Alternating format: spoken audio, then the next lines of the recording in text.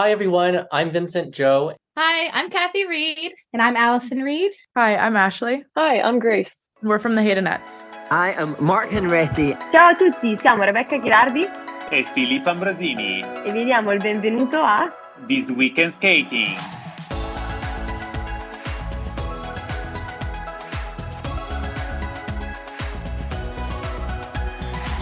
Welcome to This Week in Skating, the weekly podcast bringing you the latest news from the world of figure skating.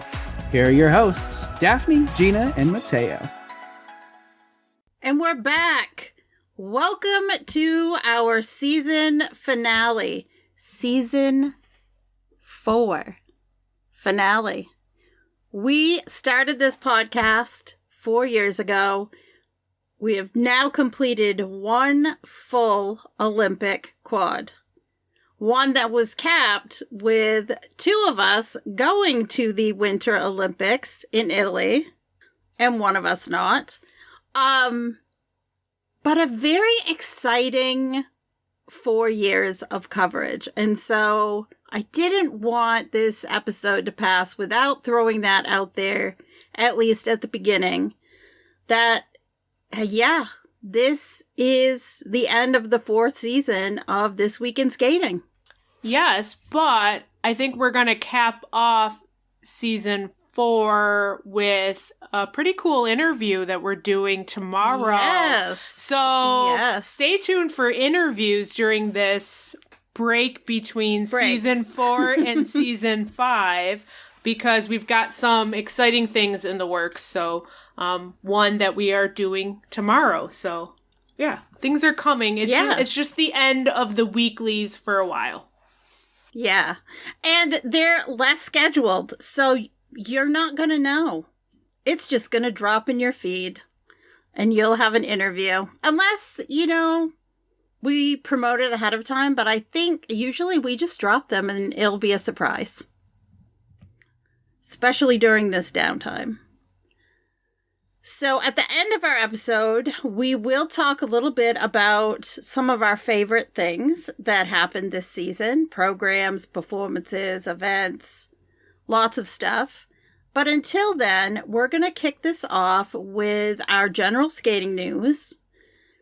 The City of Alexandria, in partnership with Congressman Don Beyer, will install a memorial bench, bricks, a descriptive sign and trees, honoring the 67 individuals who lost their lives on board American Airlines Flight 5342 and the PAT-25 U.S. Army helicopter in the tragic collision that occurred outside of Ronald Reagan National Airport on January 29, 2025. This memorial will be located in the northeastern portion of Rivergate City Park along the Potomac River. The unveiling of the memorial is going to take place on Monday, June 1st at 5:30 p.m. at Rivergate City Park. Well, U.S. Figure Skating announced last Tuesday a change in the dates of Skate America in Everett, Washington. The event will now take place November 13th to the 15th, with official practices starting November 12th. Originally, Skate America was announced to take place October 22nd to the 25th. Now, the French Federation posted last week that the Grand Prix de France will take place October 22nd to the 25th in Angers. So France is the first Grand Prix, and Skate America is now the 5th event in the Grand Prix series. No reason was given for the change. The change is going to make it harder for people who want to do back-to-back Grand Prix, as Skate Canada is still scheduled for October 30th to November 1st. I know this was a big change. People were having to change hotel reservations. Some people had even booked flights. They were having to change those as well. Already having some changes happening before the new season begins. Yeah. Phil Hersh stated in a new article on his Globetrotting site that it appears the ISU has apparently decided to hold off on trying to implement the substantial changes they floated previously until at least after the next Winter Olympics in 2030. The article also shares the thoughts of Ilya Malinin, Yuma Kagiyama, and Shun Sato, the men's event medalists from the World Championships, where they mentioned the ISU should listen to the athletes. Anything GOE's Anna Keller wrote a piece with even more information, quotes, and detailed reactions from others within the sport. Yeah, there's a lot of discussion going on out there, not only from the athletes, but also from media folks as well. I know that Jackie Wong has been posting a lot on Rocker Skating about some of the changes. This is something that is likely to just gather steam between now and the ISU Congress. Some of these things and some of these decisions were already made before the ISU Congress because things were restructured so that the ISU Council gets to make decisions. And Anna's article kind of builds off of something Phil was saying, and there are just more comments from others in the sport in addition to the medalists. Ice Theater of New York has announced its 2026 home season performances beginning on Friday, May 1st and continuing Saturday, May 2nd, before concluding with the benefit gala and performance on Monday, May 4th. All performances will take place at Sky Rink at Chelsea Piers. The May 4th benefit gala performance will additionally feature a special performance by Emilia Zingas and Vadim Kalashnik, 2026 Olympians, and the 2026 World Bronze Medalists. The fundraising gala will honor Olympic and world champion Nathan Chen, who will appear on the ice at the end of the benefit performance. The Arts and Business Award will be presented to Stars on Ice producer Byron Allen. We'll have a link to a list of performers and where you can get tickets in our show notes. Next, Olympic figure skating champion Alyssa Liu appears in Levy's new video called Mad Woman. Also appearing in the video are Lola Tung, Kate Says, Megan, and Heated Rivalries Hudson Williams. The video dropped on Monday and is part of Levy's new deluxe album release. The video is actually very nice. It is beautiful colors, beautiful atmosphere. You can see Alyssa basically every other 5-10 seconds. So it's really a good watch for everyone that is now a fan of Alyssa as well as Levy. Definitely. Lola Tung, I believe, was in that show, The Summer I Turned Pretty, and that was a really popular show. So, Levy has pulled together some really fun people to be in her video. Yeah, that's how nice that you go from skating on her music to becoming a friend, almost, it seems. I know, right? Yeah, that Summer I Turned Pretty, I started watching that series, and then I canceled my Amazon Prime and didn't get to finish watching that series, and now I'm wishing I didn't cancel that, because I still want to know what the heck happened to this series. Ugh. You know what, Gina? They're doing a movie, from what I understand. Yes.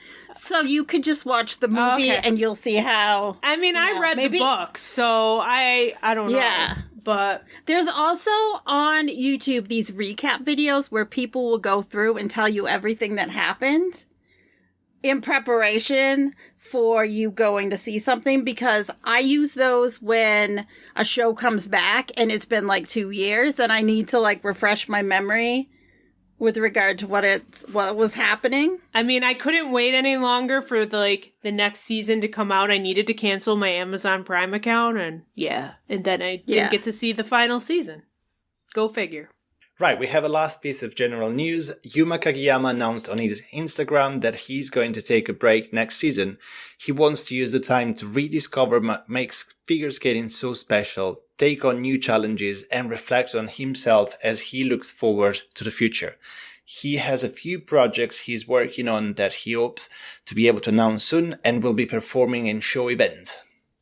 It's not a retirement, people.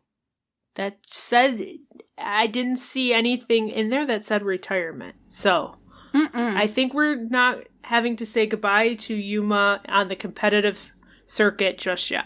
I think he just needs to take a break. We've seen other skaters take a break in between Olympic cycles. So, I mean, look, Alyssa Liu. Exactly. There have been others that have done that as well. Tatsa Virtue and Scott Moyer. Chase it's okay Brown. to take a break. Yeah. It's okay to take a break. I think that, especially because this season was such a grind, it's, the athletes need to recharge mentally, emotionally, and physically. And so good for him for prioritizing getting in touch with what he needs to do during this time and what's best for him. Well, moving on to event results, we had the World Synchronized Skating Championships this past week, and I was watching, so I'm going to recap that event for you all. But before I start talking about World Synchros, I want to talk about Synchro 9. This is the ISU's new synchronized skating format. It debuted in Prague at the gala of the World Championships. That was the World Championships figure skating, so I'm not talking about World Synchro Championships. But a demo team from Finland delivered the first ever Synchro 9 performance. Now, before the free skate in Salzburg, this is now World Synchros, they did another demonstration featuring a Finnish team composed of some Helsinki Rockettes, Team USA, which were skaters from the junior team of Teams Elite, and a Canadian team composed of synchro skaters that retired from competition. Now, Synchro 9 features 9 skaters per team compared to the traditional up to 16. Synchro 9 will have a knockout-style competition format. Teams will compete in head-to-head battles. There will be elimination rounds and theme performances. The structure transforms synchronized skating into a high-stakes, fast-paced experience, bringing new intensity and storytelling to the ice. Now, there were no required elements in the demonstration. I don't know if there will be required elements when this is actually competed, but from what I watched in the demonstrations, there is elements of dance, pairs, acrobatic elements. Team USA had skaters spinning underneath, skaters traveling in a lift, which I thought was really cool. Now, Synchro 9 is already taking its next step on the international stage. It will be featured at the Winter Youth Olympics in 2028. Now, I'm not sure if that is replacing another discipline at the Winter Youth Olympic Games, and if it is, I hate seeing synchro having to replace another discipline in order for it to get international success. We should be able to have everything being able to be competed. Synchro should not be taking out another discipline so that they can be added in. And I feel that same way for the Olympics too. We don't see synchro in the Olympics yet. I would love to see synchro in the Olympics, but I don't want it to be at the cost of another discipline. So let's talk about the World Synchronized Championships, the short program. There were lots of falls after the short. 12 of the 22 teams suffered a fall in their short program, with some teams having more than one in the program. Now, teams can't win the event in the short program, just like in figure skating, but mistakes in the short program, especially falls and elements, can be costly. Les Supreme learned that last year when they had 2 falls in the short program. They were 5th in the segment and finished 4th overall, missing a medal after winning the title the last 3 seasons. In the short program, the reigning champions Helsinki Rockettes had 2 costly falls in their intersection. They sat in 4th after their short program. Their Finnish teammates, Team Unique, also had costly falls. 2 falls in the intersection and 1 fall in their moving element. They were 7th after the short program. Big surprise seeing both Finnish teams not in the top 3 after the short program. But on the reverse side, Les Supreme delivered a beautiful short program. They were clean, precise. All their elements earned level 4s. They were executed with high speed and perfect unison. The unison was a highlight for me. I absolutely loved that short program from them. And they were the leaders after the short. The Haydenets short program also was incredible. Great speed for them. That was a highlight for me. Their program was mostly clean until a fall. They got in. It happened at the ending pose, so it was not on an element. Interesting to note about the Haydenets, due to injuries, they didn't even have a full team on the ice until November, and later some team members fell sick. So seeing them in second was great for them, given how their fall season had been. Now, with the Finnish teams not skating their best in the short program, Team Nova of Canada was the surprise third place finisher after the short program. They had a solid short program. Now, the free skate. Synchro does have a leaders section, not a chair, because the team stands there the whole time. And I think they were up above from where the kiss and cry was, so it was a little weird. They didn't put them side by side like we see in figure skating, but there was still a leaders section. And the winners of the event were Les Supreme.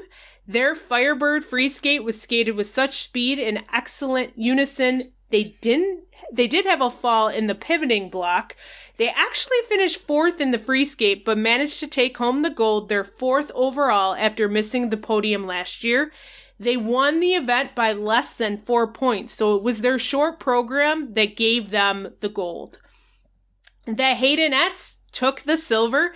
Their free skate was dedicated to the victims of Flight 5342. The program is called Somewhere Only We Know. If you don't know, the Haydenettes train out of the Skating Club of Boston, which lost 6 members in the crash. There was great musicality throughout the whole program. It was simply beautiful. It was definitely a contrast in the dramatic Firebird from Les Supreme. They had unique patterns. It fit really well. The choreography was well done. Their free skate was third in the segment, but they stayed in second place and won their second silver medal. Won second in 2024, and they won bronze in 2025. The Helsinki Rockettes took the bronze. Excellent unison in their elements. Their elements matched the music quite well. Lots of speed, great ice coverage in their program. They had the best free skate of the event, and they earned a season's best score. They moved up to claim the bronze medal, and they have medaled at the last 6 World Championships. And for the third straight year, Team Nova finished in 5th. Their free skate had clear shapes and clear features, but when skating right after the Helsinki Rockettes, they didn't receive as high GOEs as the Finnish team did. Their program was 5th in the segment. The Skyliners of the U.S. had a strong short program and found themselves in 5th, heading into the free skate. Their winner takes it all free skate had 2 falls, but their group lift was outstanding. One of the lifts, Elijah, the male skater, was lifted. We don't normally see the males in synchro being lifted, so that was really cool. And the other Finnish team, Team Unique, did have the second best free skate of the event, and they finished 4th overall. So they were able to move up from 7th to finish just outside of the podium. So that was a recap of synchro. The synchro season is over. I enjoyed watching it this past week. And yeah, now synchro's over, figure skating is over. I can say the season is over for me. I know it is not necessarily for Daphne because solo dance is still going on. Nope.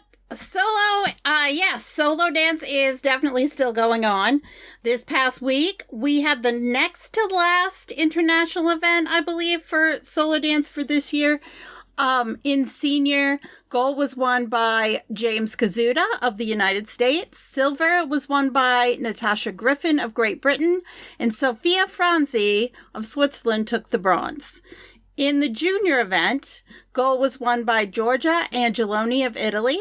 Silver was won by Ava Balduzzi of Germany, and bronze was won by Viola Fois of Italy. Results for all 3 novice levels that were also competed at this competition, as well as the Triglav Trophy and Narcissa Cup, Florida Open Solo Dance Series, and U.S. Adult Figure Skating Championships can all be found in our show notes. So let's close with upcoming events for the week. From April 16th to the 19th, 2026 Skate Nashville will take place in Nashville, Tennessee, and the 2026 Boise Ice Classic will take place in Boise, Idaho. Also, a reminder, we have Stars on Ice US and Stars on Ice Canada with varied locations, but that's going to be taking place between April 16 and May 31st for Stars on Ice US, and April 23rd to May 16th for Stars on Ice Canada. There are tons of updates on social media from skaters who are doing ice shows. I know Stars on Ice Japan took place. We have Stars on Ice US and Canada coming out, but there are also other ice shows taking place at different arenas. Also, a lot of the athletes are on vacation or getting programs choreographed all ready for next season before they go on vacation. So there's tons of updates. Go and follow your favorite skaters on Instagram. Yeah. To see what they're up to. And we should also mention the Italian skaters were quite busy last week. They got to meet the Pope. That's wild to me. But then also Daniel Grassel skated to Conclave, so I feel like at least he should have met the Pope. Mm-hmm. Well, we have 2 articles that we can highlight this week. The first one is Scott Moyer on the Golden Waltz and Changes in Ice Dance by Anything GOEs. I read that one. It's actually really interesting what he had to say. He wants to push back on some things that have to do with the ISU changes. And Kaori Sakamoto, Inside Skating, got an interview with her, and I can't believe that she has officially retired. So it's nice to go through and read this interview at this point. Well, that brings us to where I would usually say we end every episode by shining a lens on our websites. However, we're not doing that just yet. We're going to have a little chat, just the 3 of us, which is kind of fun because I feel like it's been a while since we've just been able to chat about all the things going on.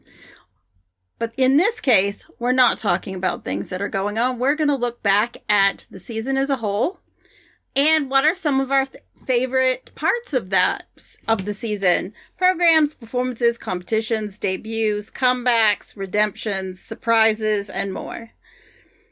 And I'm going to just say right off the top, and I know the 2 of you will agree with me because you both were there, but when I was making my list of, things I really enjoyed during the season, I was really surprised that so many of them, for me, came from the Olympics. Mm-hmm. There were a lot of performances that came from the Olympics because I was just going through. I'm like, yeah, Piper Gillis, Paul Poirier free skate, Matteo Rizzo team event free skate. The men's short program as a whole was such a fantastic event for the most part. Riku Miura, Ryuichi Kiara, their Olympic free skate, that there was just so much emotion in that. Kaori, everything Kaori. And also athlete camaraderie. I feel that the athletes really showcase the amazingness that is the connection that they all have in the sport. Yeah. Yeah, definitely. I think that's a big highlight, and that is something I got to see with being at the Olympics, but it's much like synchro is. Synchro has these team, I think they're boxes where they stick, goodies in each other's box for each other's team. And there's really this team unity amongst the teams. So seeing it come over to the figure skating side, has been just great. This great sportsmanship and camaraderie, and not feeling like we had Amber versus Alyssa or, I don't know, but we didn't have these rivalries that were created by networks and things like that. I feel like everybody really just looks out for each other and is kind of all friends. It's nice. And I hope it continues, but that definitely was a highlight. I'm going to go back up. Daphne has it broken down on the list here. And on my list, it says first thing was said programs. So on the first thing on my list was programs. And of course, I'm sad to see this program go, but this was one of my favorites, and I think it was the other two that I'm talking to's favorites as well. Shark Naki. Laura Naki Gutman's Jaws program. That was definitely a highlight for me this season, and seeing it. I only got to see it in person once during the team event of the Olympics, and she didn't skate it to the best that she could. But I still just loved that program and the creativity with that program, and having her on the podcast and talking about how she came about with that program. I am excited to see what she comes up with next year, but I'm going to miss the whole sharks and the whole program itself. But I know she'll come up with something creative, but that was a favorite of mine this season. It was such a great program, and she skated it so well at the World Championships. Can I say that? So I was thinking about that as well, because it just comes to mind immediately. She's so popular with those programs, and that one became so iconic this season. But then personally, I was thinking that the short program as well, it's quite a gem if you think about it, in the way it's constructed, the way the music flows, the way she delivers it. And I think that towards the end of the season, I like the short program probably a little more than the free program. Whoa. Yes, which is, I was reflecting on it the other day because we had a few days to think about it, and I was thinking, okay, I'm not saying that I don't like the short program, because that's still one of my favorites. But I think that the short program is, I probably got more inside of me towards the end of the season. And I think that that's the beauty of the season, because the season starts, and at the start of the season, you think, oh, I like these, and that. But then programs grow, change. So what we see in September or whenever we see the first version of a program is not what we see in March. And that's what I was reflecting on. So I'm going to say something that maybe is a bit different from what everyone expects to hear about Laura Naki Gutman. But to me, it's probably the short program, the one that I'm going to think about the most. Huh. Well, no, but that is, we talk about it all the time. Programs evolve, and sometimes if you get to see a program several times, even if you get to see it several times in person, it changes your thoughts on it. Allison and Saul, I didn't get that free dance until I went to the Olympics and saw it with the crowd really getting into it. And I was like, oh, I'm sold on this program now. Because at first, watching it here at home, I was like, okay, yeah. And then you sometimes have to be there just to really feel it. And so that program, if you would have asked me in January, I would have said, no, I don't like that program. But in February and in Worlds, I thought it was great. So you can see why when people say you need to see it in person, yes, you can understand why that you can appreciate it even more that way, because some things are meant to be seen in an audience with other people around you, where you can feel the energy. And I know fans don't get to travel as much as we get to. You know, some fans may not travel a whole season, and so they don't get to see a program in person.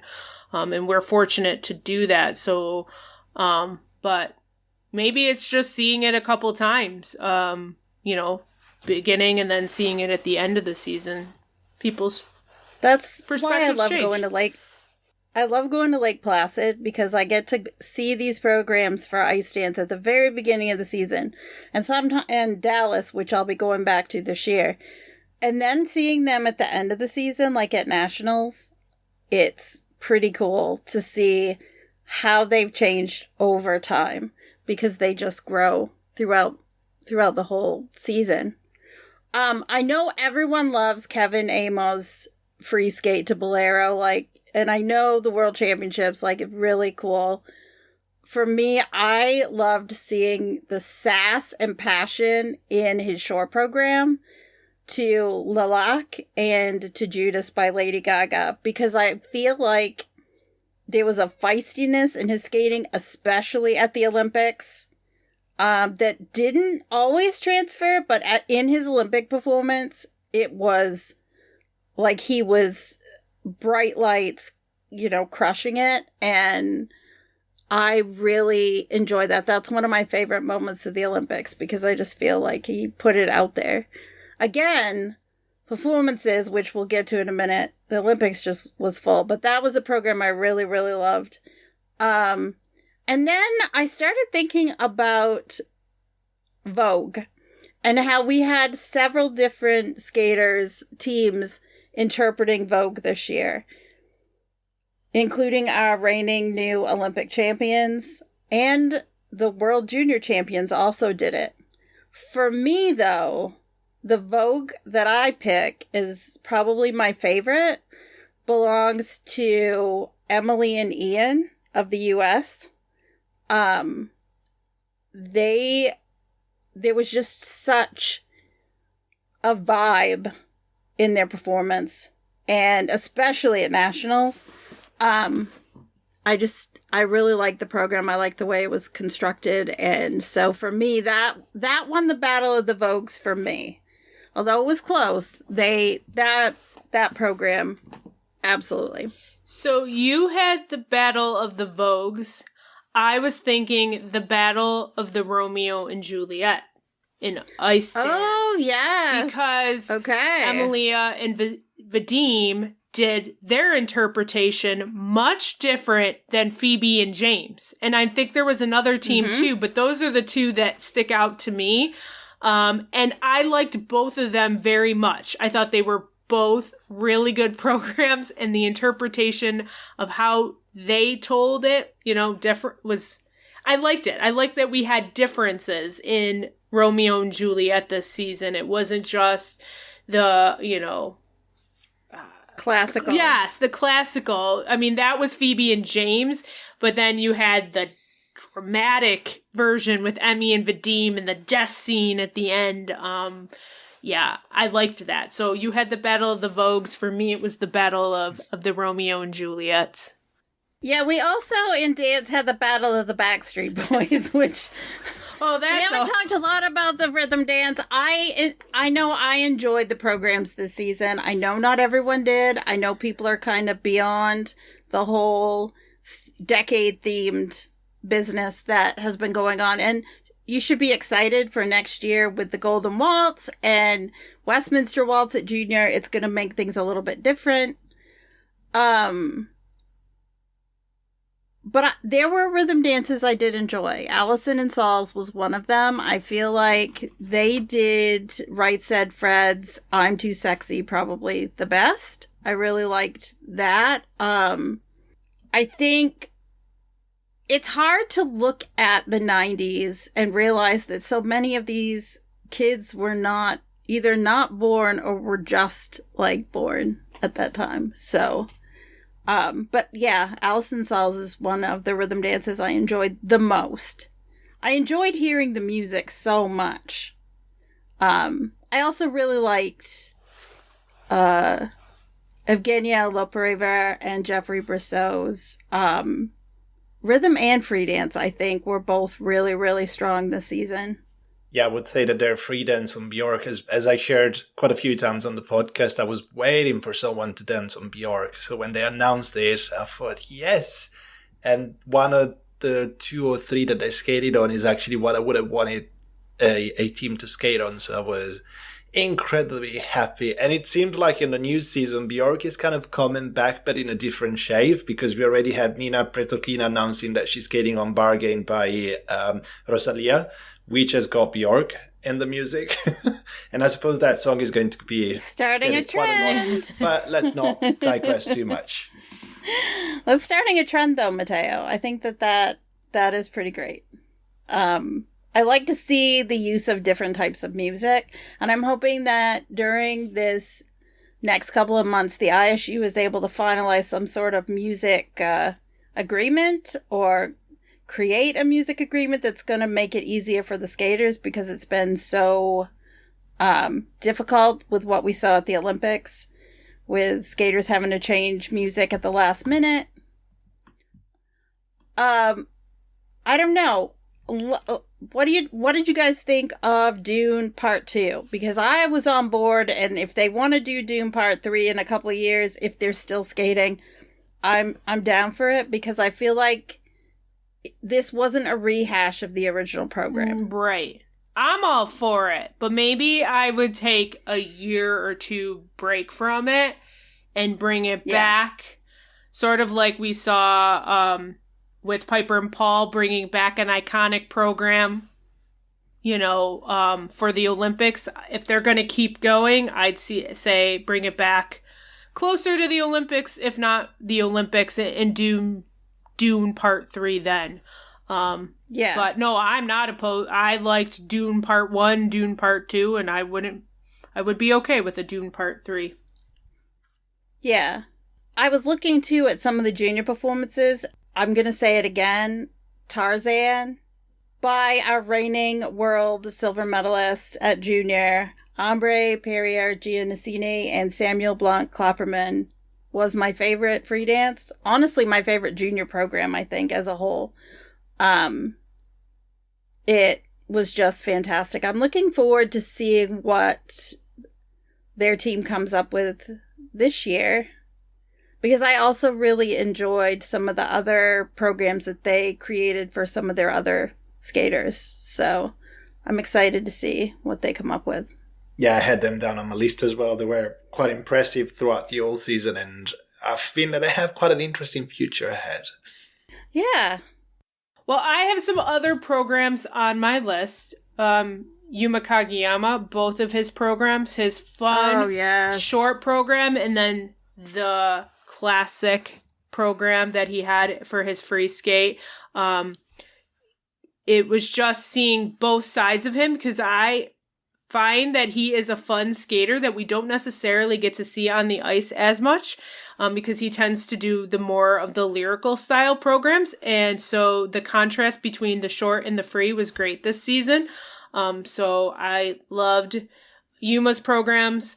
Amber Glenn's short program, Just Like a Prayer from Madonna, did get to see it in person at the U.S. Championships. I was home when she did it at the Olympics, because she did not do it in the team event. I was a little bummed about that. But I just liked that program for her. It just fit her quite well. And we'll see what she's planning to do. Or maybe I will get to see that at Stars on Ice. We'll have to see. And then this program brought me to tears more times this season than I want to admit, but Kaori Sakamoto's Time to Say Goodbye short program. I think even if she wasn't really saying goodbye to the competitive world, I think I'd still cry, because it was just a beautiful program, and just how she skated it all season. I don't think it was solely I was crying because of the whole thing that this was the end of it. I think it was also a beautiful program, and that song does, bring me to tears. But it does. Yeah, that was one of my favorites too. And I have the free program, Je ne regrette rien. That one was too. L'amour. Yeah. It's just phenomenal the way she skates it, and I think in that program she looks even more classy, mature. There's something about what she brought with that. Maybe because she was aware that it was the last season, and she just got in saying, got nothing to lose. Let's see what I can do. And of course, what she delivered at the World Championships with the 6-minute standing ovation afterwards, is a testament to how much she brought herself in both short and free program this season to end a fantastic career. Yeah.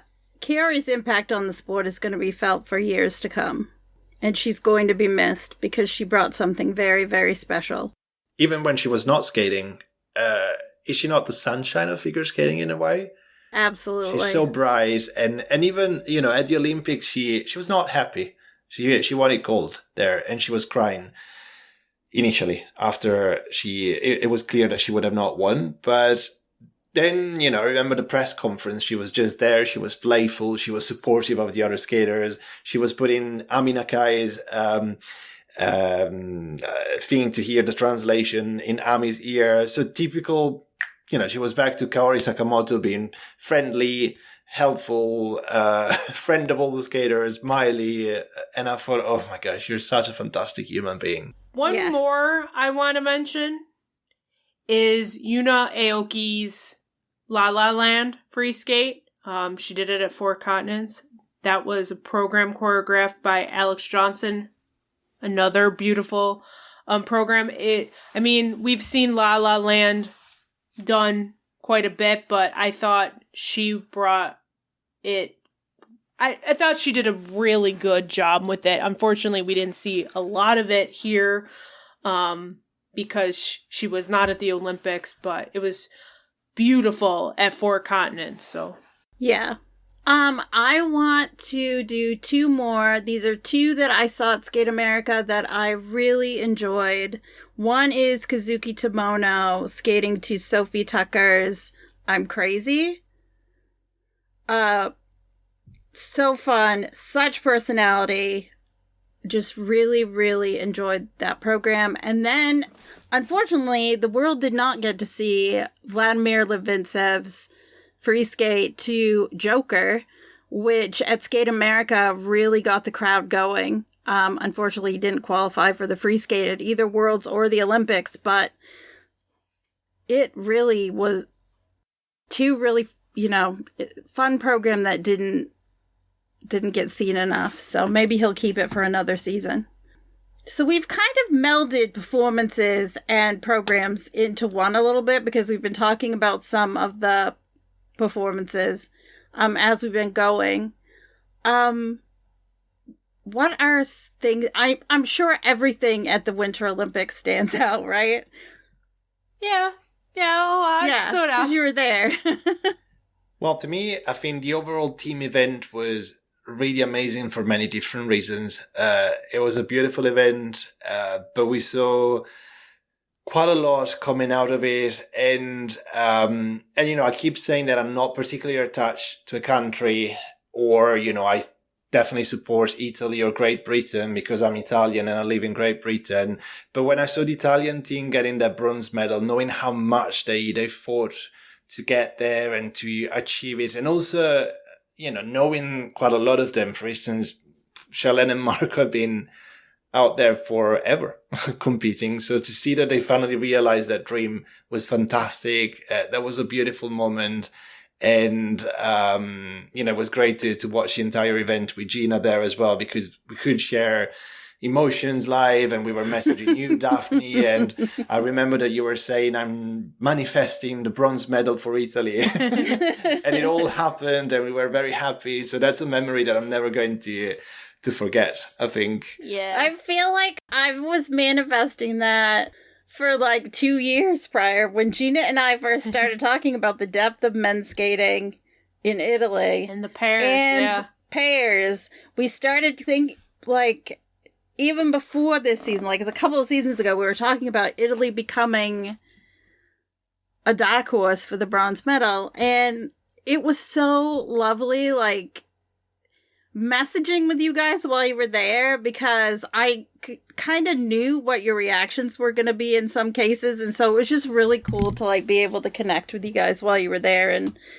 share in some of that emotion, because watching Team Italy react to Matteo Rizzo's skate, which is a moment I'll never forget, just seeing the joy and then seeing the happiness when they won that medal, it was a beautiful, beautiful time. Yeah. The team event for me definitely, stands out too, because as you said, Matteo, I'm from the US, and I have been following the US skaters since I was a kid, not these same skaters, but these skaters that were competing at the Olympics, I have followed for a number of years now. And seeing Ellie Cam and Danny O'Shea, who I remember Danny following him when he was a novice single skater, have a moment and they get on the podium, that stood out to me. Just seeing him at the age of 35 up on the podium, that just someone who's worked so hard, had ups and downs throughout his career, get on the podium. And that he's not the only one. I mean, Maddie and Evan, it wasn't smooth sailing for them throughout their career. I know we have continued to talk about them for a number of years now, and we still don't know what the future holds for them. But seeing them actually win an Olympic medal in person, for somebody that I have seen skate for a long time, just seeing those sorts of things, seeing the skaters that you've watched for a long time just accomplish something, even if it's not the first time they've been on an Olympic podium, is something that I'm never going to forget. That's cool to have that experience.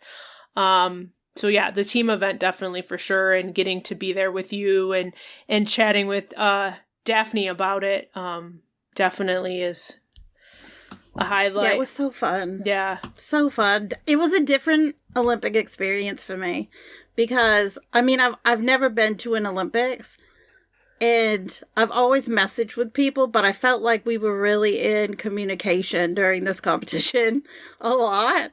And I felt like I was there with you throughout a lot of it. And so it was extra special. Knowing that I had so many friends there too. Like, you were there. You were just there in spirit. I feel like I was there. I was really busy at home with photos and content and stuff because I was posting a lot. But I felt like I was there. In many ways, I felt like that. And again, I was okay with not being the one there. I'm totally fine being the one at home. And so I loved seeing both of you get to experience this. Like, it was so cool.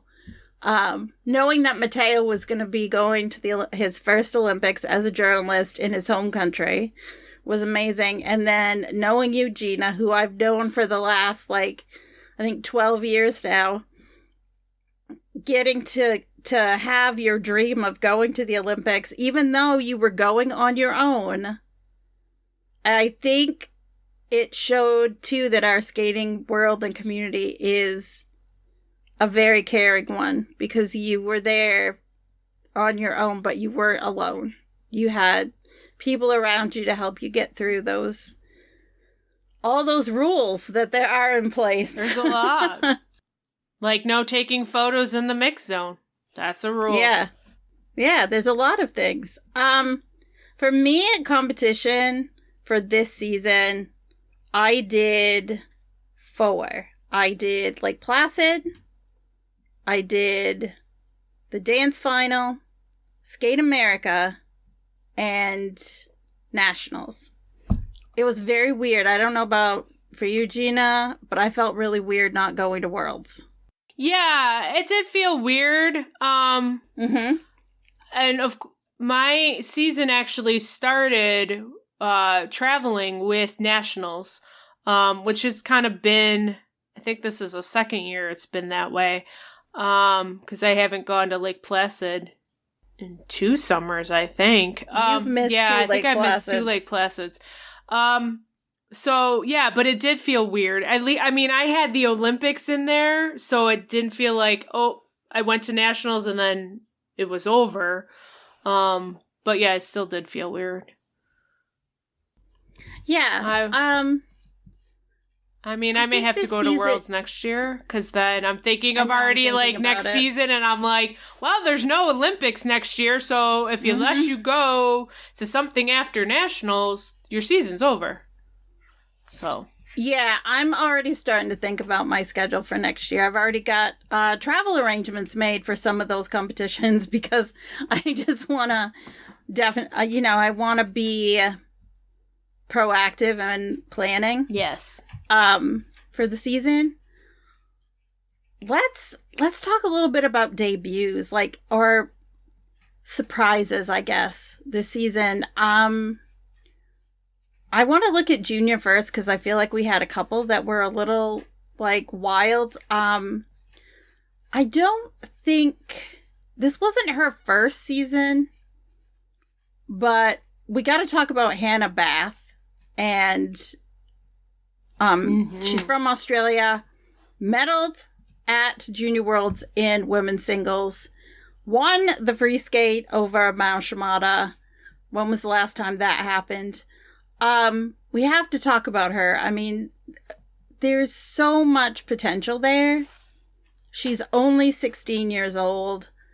Who knows where she'll be in 4 years? But as far as for Australia, this has to, this is a really exciting thing for Australia to have. Yeah, absolutely. Her. Yeah. Also, Dennis Kruglov of Belgium. He broke out this season. Genrik Gartong has kind of taken himself for Germany. He's kind of put himself in the mix for being a top skater for them. And I feel like we have to talk about Jacob Sanchez, who went to the 3 biggest ISU championship events outside of the Olympics this season.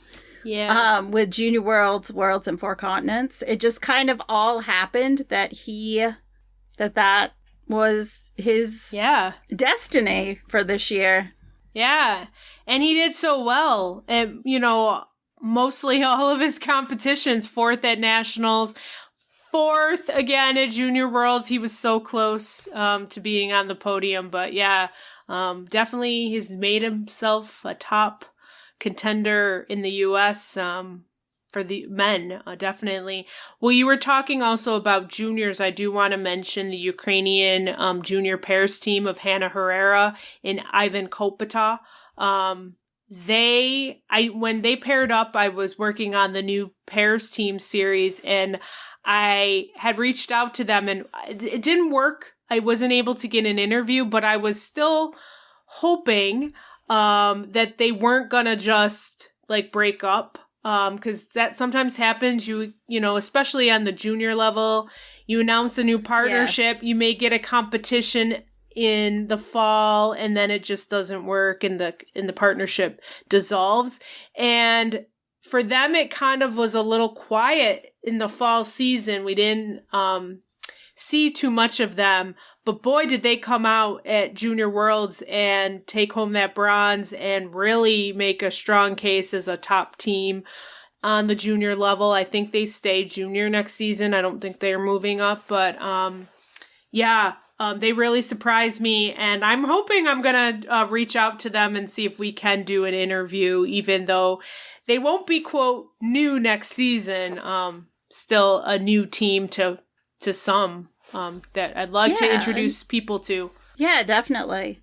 I think in dance, Hannah Maria Aboya and Danielle Veselukin kind of burst onto the scene last season, but it was this season that I think they really took a command of things, even though I still think it's very close between the top 2 in junior right now, so I'm interested in what happens next season.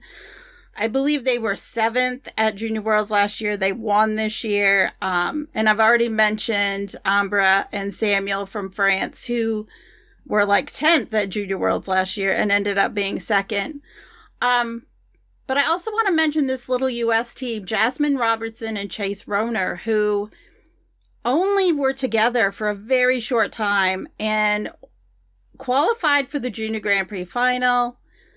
Ended up 11th at Junior Worlds in their first attempt. It's crazy, to have a team burst on the scene and be so successful, because dance is somewhat reputation based at times, but junior is a little bit less so. So I think, it was a lot of fun to watch them get to grow and mature this season as a team. I'm looking forward to seeing what we'll get from them next season. Just lots of great things. As far as a comeback, I don't feel like we can't end this part of the podcast without mentioning Gabby Daleman. Despite the fact that she did not get the spot for Canada at the Olympics, Gabby was incredibly resilient this season and is such a fighter. And I think we really got to see that. I don't know what her plans are going to be for the future, if she's going to keep skating, but it was great to see her come out and really just be a firecracker for the whole season. Absolutely. And I suppose from Team Canada as well, in terms of redemption, we probably remember that Diana Stellato-Dudet had an injury before the Olympics. And we were all thinking, oh my gosh, what's happening there? Are they actually going to be able to make it? And nobody really knew what happened until it became clear that the injury was not as much as I think as some were saying it was. And yeah, and then before you know it, she was on a plane to Milan. She competed. She and Maxime probably didn't have the Olympics that they knew they could have done if they were coming there in a normal situation. But I thought that Diana is already a superstar in herself because she's got such a prolonged career and she's quite an exemplar for a lot of skaters and not skaters as well. But what she did there as well was something happened, assess the situation from a physical point of view. Can I have the go ahead? Great. Am I mentally ready to go? Great. Let's do it. And I thought that was a fantastic, listen to yourself. But if you think you got what it takes to do what you can do and go and live your dream, don't miss your chance. Yeah. Yeah, definitely. Exactly. Just being at the Olympics was such a big accomplishment. It took a lot of effort for her to get there. And I guess we'll see what her future or their future is going to be in the sport with her partner, what their plans are. Because again, as we're in the off season now, more announcements will be coming out as to what the plans are. Yeah. Speaking of comebacks, too, and this is not necessarily a comeback, but I think we kind of have to look at it. Stephen Gogolin. I was just going to mention him. Okay, he competed at one ISU championship event before he went to the Olympics, and that was back in 2023, where he finished 13th at Four Continents. He'd been written off, I think, by a lot of people because he just wasn't, it just wasn't happening for him. He comes back this year, has strong results for the most part internationally, wins Canadian Nationals, and then is 5th at the Olympics and 4th at Worlds. He's only 21. It seems like he's been around forever, but he's only 21. I'm really intrigued now. Whatever he did in the off season to pull this all together, let's see if it carries over into next season.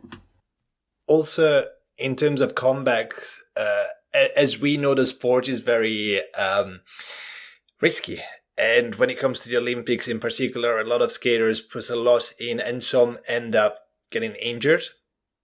And, there were quite a lot of injuries before the season started that were making us feel, would this skater actually manage to go through the entire season? Luna Hendricks was one of them, and she actually managed to come back. She competed almost throughout the entire season, and I think that she was genuinely happy to be back. And then we have the two Ninas. Nina Petrokina coming back, winning another European title. Wow. And Nina Pinzarone. Nina Pinzarone had more of a slower start in a way, but she's now the bronze medalist from the World Championships. How do we take that? Wow. Well done to all of them. Yeah. Yeah. Yeah. I don't know how to, if she's a debut or a moment surprise for me. I think she's all three, but Ami Nakai of Japan, who this was her senior debut, wins a medal at the Olympics, makes the Grand Prix final. Like, I didn't have that happening in the beginning of the season, and watching her just have this incredible first season on the senior circuit was just a delight delight. I enjoy her presence out on the ice. Yeah, she may come off still a little junior-ishy, but it was just a surprise to see her skate so well this season. She's a delight. Just that reaction still with her and Alyssa at the Olympics is a great moment still. Such a high point in showcasing that connection that the athletes have that I just don't think we've seen enough of, and I'm so glad to see it highlighted from the Olympics. It's so heartwarming, and it shows that we don't have to have these cutthroat battles between skaters. It can be a friendly rivalry. Mm-hmm. And I really like how, like, the U.S. women in particular with Isabeau, Amber, and Alyssa, they kind of just took the narrative. They took control of it and drove it where they wanted it to go instead of allowing someone else to do it for them. And I appreciate that, and I hope we see more of it going forward. I have one more. Me too. Go, Gina. So for me, maybe moment that I was not there for it. I was on the plane home, but seeing Max Naumoff make the Olympic team, just seeing him compete this season after everything that has happened to him. We did not know what the future was going to hold for him, given the accident and losing both his parents, but just seeing his resilience in that a year later, going out there, competing, and then making the Olympic team, seeing him compete on Olympic ice. I did get to see him compete on Olympic ice. I did get to talk to him at the Olympics too.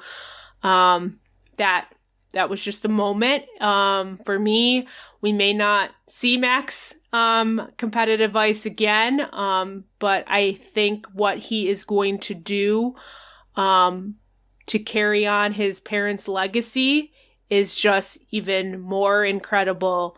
But yeah, that was a moment for me, just seeing him get his Olympic dream, given everything that he's been through this past year. The increased discussion about mental health, I am really, really, really happy that that's not a taboo anymore. And there's so much work to do still, but skaters are opening up more and more, from retired skaters like Gabriela Papadakis, which published a book that is very difficult to read but shows a side of the sport that is very real in a way, according to what they go through, to actual skaters like, we know, Anne McGlynn. She's always very open about how she's feeling. But even, Ilya Malinin has opened up quite a lot about how it feels to have that much pressure on you. Alisa Leo talking about what it means to come back on your own terms and to make it work despite of the pressures that you have around you.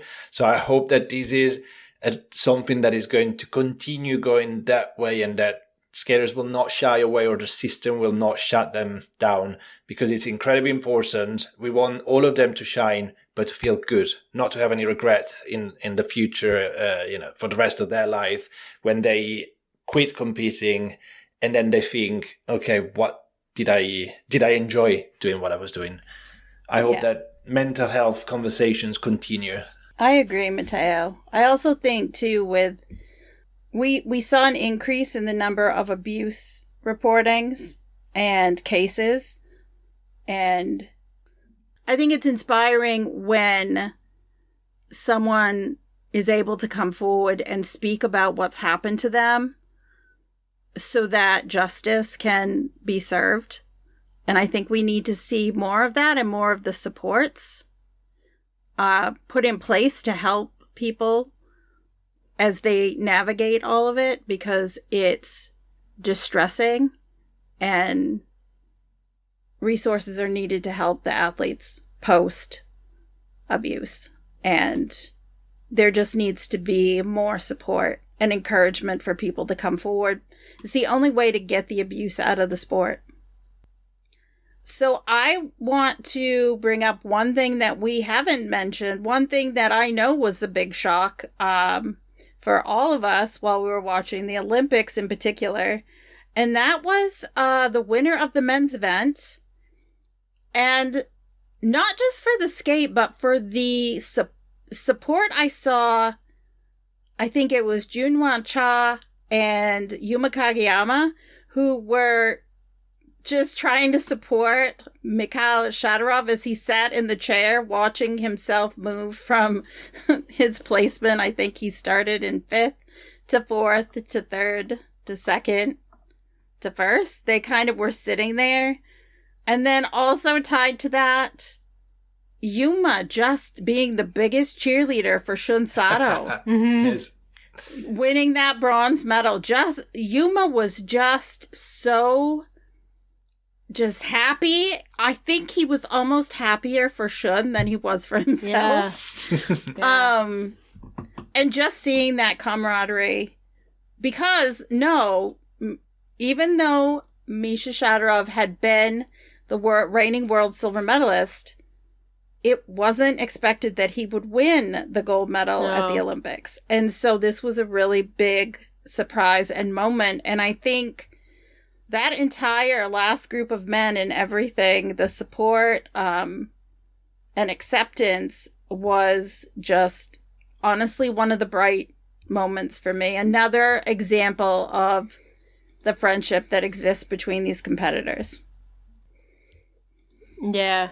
I mean, we had it in the women's event too with Amber, pushing away cameras to let Cowrie have her moment to realize that she did not win the gold medal, to Alyssa Liu jumping up and down with Ami, telling her, hey, you won a bronze medal and I won a gold medal. Those moments. And I mean, Alyssa's skate too is a highlight as well there, at the Olympics. But yeah, just all those moments of camaraderie. So great. And we saw it at the World Championships too. So it wasn't just this, because it's the Olympic stage, we need to show that we love and care about each other. I really do believe we're going to see these moments continue to play out in our sport. I hope so. Yes. I have one more, because it's also about the two of you, but we talked about the men's final, but what about the women's final at the Olympic? I felt like every woman delivered. I don't think I remember one woman not delivering.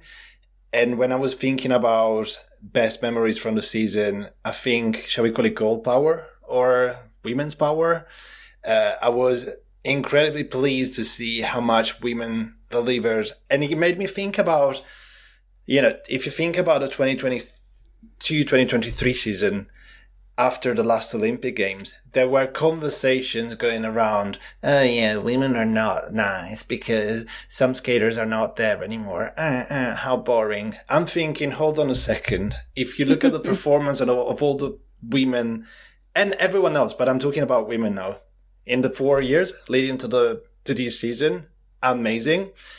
The message that women are able to share, friendship, support, amazing. Mental health, as I said before. Also, let's go outside of the skaters' world. We'll look at media. Do you remember when there were just women's photographers on the ice, which looked like it was a revolution? And I was thinking, why is that not normal? That should be normal.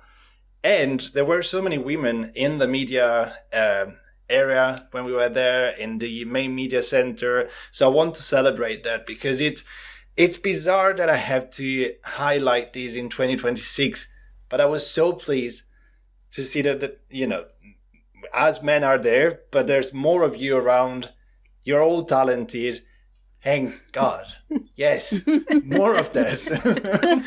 Well, Danielle Earl took a photo of women that were on the photo mat during one of the award ceremonies, and it actually went viral.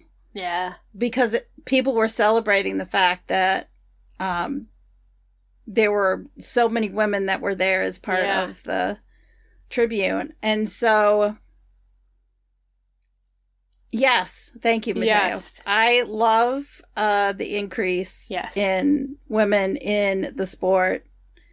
I think that if you're out there listening to this podcast and you're wishing that you could be part of something or want to do or be something in the media, don't hold back. Think about it, plan it out, and reach out to people and get advice if it's something you think you're interested in. And there's all different forms of media now, so it seems like it's getting embraced. So don't hold back. Yeah. Think about it. Yeah. And step out.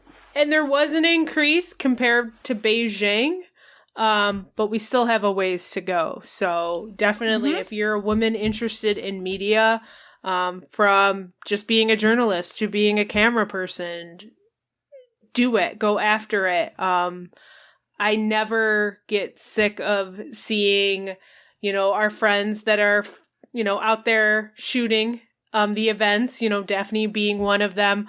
But I'm the one, when I'm at work, out there with a camera. I was just out there Saturday doing an event, and it gives me so much pride to be, out there carrying a camera and a tripod and being, part of an industry that is more male dominated. So great strides. We got a ways to go, but yeah, thanks for mentioning that, Matteo. Thank you. And we all make it better together. I feel like our media family, I felt that so much more this season for some reason. I've really felt like the support of everybody, like trying to lift each other up. It doesn't have to be negative. We all have something different to bring into this. It's all about telling the stories that are in this sport, either in photos or in journalism. Everyone has a unique point of view. Well, you know that we like to end every episode by shining a lens on what's going on at our respective websites. So at This Week in Skating, as you know, we have a store, so you can support our podcast while rocking some cool swag. We also have items with the IDC and FSO logos. Now that it's the off season, we kindly remind everyone that what we do doesn't come free of charge. So any support, whether you want to do it because you want to support us or, to have our logos, or also because you want to give us some financial support, absolutely welcomed. Another way to do that is to join our Patreon for access to ad-free episodes. So, of course, that's something that will allow access for future seasons of the podcast. But yes, thank you to everyone that supports us so far and everyone that will support us even more in the future. Over at IDC, I've been very busy with doing some off-season interviews. My latest one is with Austria's Anita and Andreas Straub, their siblings. I have an interview with our reigning world junior bronze medalists, Irina Pegina and Artem Koval of Ukraine. I have more interviews coming. And I'm working on lots of little things that are going on at IDC, lots of stuff that needs to get fixed, and getting things ready for next season, as well as adding solo dance results. What about you, Gina? Well, over at FSO, photos from the World Synchronized Championships are up on the website with more coming, and my recap from World Synchros will be up there as well. And then I am doing a little feature on Synchro 9. I talked about it in the show, but I will have more about Synchro 9 and what some of the synchronized skaters are saying about this new format that we're going to see in synchronized skating. So, yep. And of course, I'll be updating things throughout the season, or off season, I should say, getting ready for next season as well. So, well, we've made it to the end of the episode, and we're about to take a break. However, we do have one more interview that's coming for you later this week, and we'll have special episodes and interviews throughout the off season. There just won't be a weekly episode unless something strange and bizarre happens, which let's hope that we and all of the skaters have a nice, quiet few months. I think we need it. It's been so intense in an Olympic year. It's the first Olympic season for this podcast, and so it was It was a long season for everyone. We haven't set a return date, but again, watch our social media. During this time, we will continue to post updates on social media. Feel free to reach out to us on any of our social platforms or send us an email. If you have updates or questions, things that you'd like us to get out there via our social platforms, please let us know. We're happy to do that. We know this is a time for ice shows. We're happy to promote them on our social media, so please reach out. Again, thank you to everyone who joined us on this podcast throughout the season.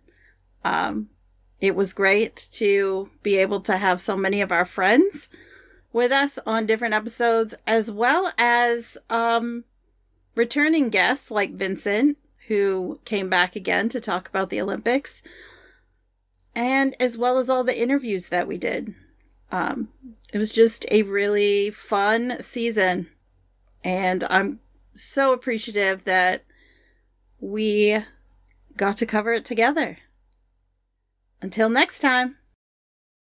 Thanks for tuning in to another episode of This Week in Skating. Remember, you can keep up with us throughout the week by visiting our website at www.thisweekinskating.com.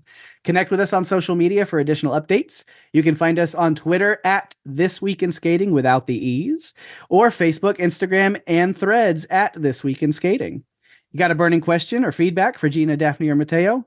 Reach out to us via social media or drop us an email at thisweekinskating@gmail.com. And if you're really enjoying the show and want to support us further, consider joining our Patreon community at patreon.com/thisweekinskating. Until next time, have a nice week.